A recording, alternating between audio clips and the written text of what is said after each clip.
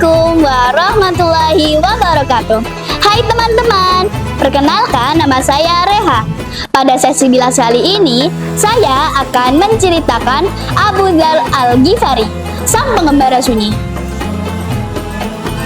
Abu Dzar Al-Ghifari adalah seorang sahabat Nabi yang berasal dari suku Ghifar.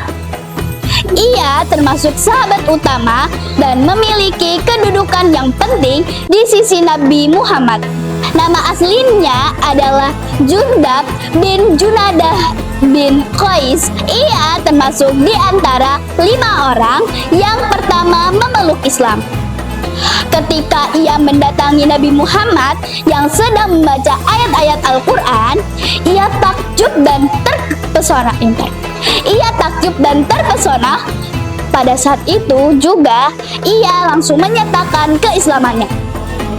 Lalu bertanya kepada Nabi Muhammad, "Apakah yang hendak Paduka perintahkan kepadaku?"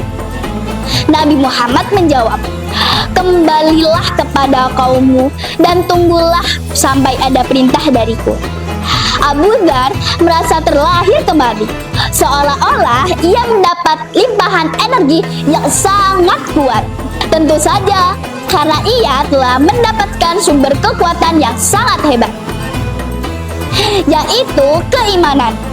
Maka ia melangkah cepat menuju Masjidil Haram, lalu meneriakkan kalimat syahadat dengan lantang. Para pembesar Quraisy tercengang. Mereka langsung berkumpul dan mendekatinya. Lalu beberapa orang menangkap dan memukulinya. Al-Abbas bin Abdul Muthalib yang melihat kejadian itu bergegas mendatangi kerumunan dan berkata, "Celakalah kalian semua. Tidakkah kalian tahu bahwa ia berasal dari Ghifar, daerah yang sering dilewati kafilah dagangan kalian? Jika kalian menyakiti orang Ghifar, sangat mungkin mereka akan menjegal kafilah dagangan kalian." Orang-orang Quraisy itu pun meninggalkannya. Keesokan harinya, Abu Dzar kembali mendatangi Masjidil Haram. Orang-orang Quraisy itu pun meninggalkannya. Keesokan harinya, Abu Dzar kembali mendatangi Masjidil Haram dan meneriakkan kalimat syahadat. Orang-orang Quraisy kembali mengkeroyok dan memukulinya hingga ia jatuh pingsan. Setelah kejadian yang kedua, Rasulullah kembali memintanya pulang kepada kaumnya dan mengajak mereka kepada Islam. Maka Abu Dzar pulang kepada kaumnya dan menyebarkan seruan Islam kepada mereka.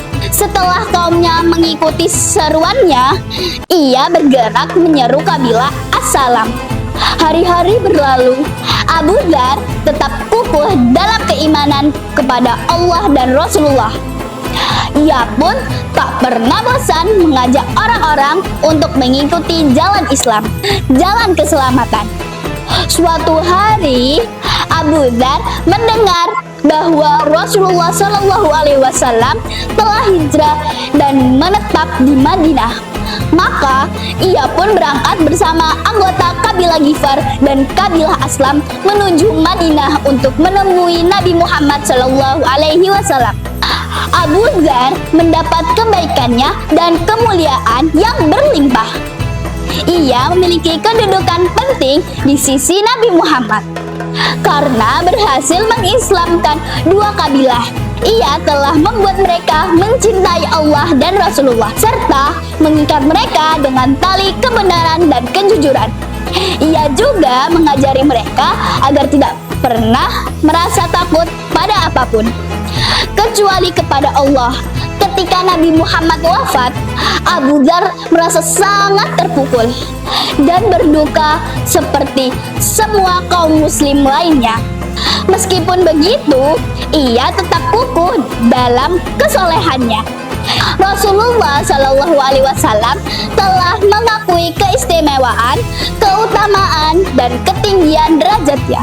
Pada suatu ketika, Rasulullah SAW bersabda, "Abu Dzar dalam umatku seperti Isa bin Maryam dalam hal kesuhudannya." Dalam kesempatan lain, Rasulullah bersabda, Pohon-pohon hijau tidak memberikan naungan dan tanah tidak memberikan pangkuan kepada orang yang memiliki ucapan yang lebih jujur daripada Abu Dzar.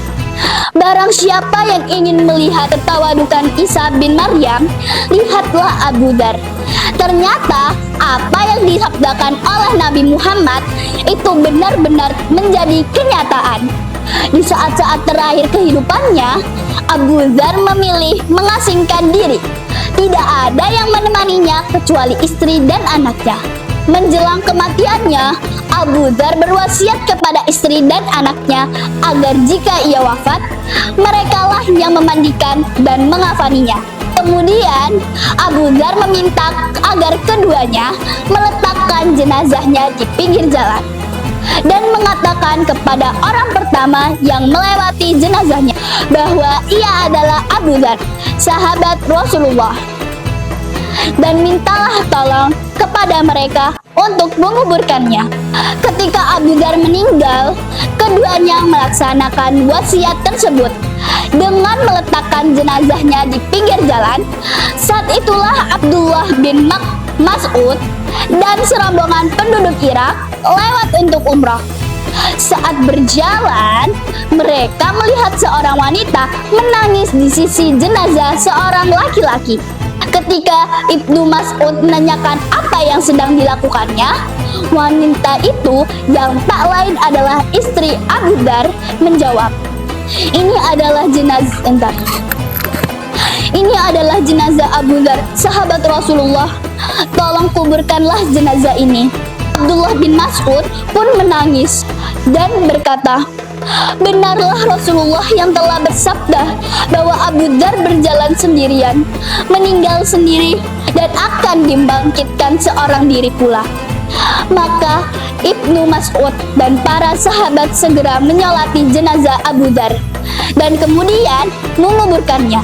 Setelah itu, Ibnu Mas'ud menceritakan kepada para sahabatnya hadis Rasulullah tentang Abu Dzar yang beliau sampaikan ketika pasukan muslimin berjalan menuju Tabuk. Semoga Allah merahmati Abu Dzar. Sekian cerita yang saya sampaikan pada sesi bilas kali ini. Wassalamualaikum warahmatullahi wabarakatuh.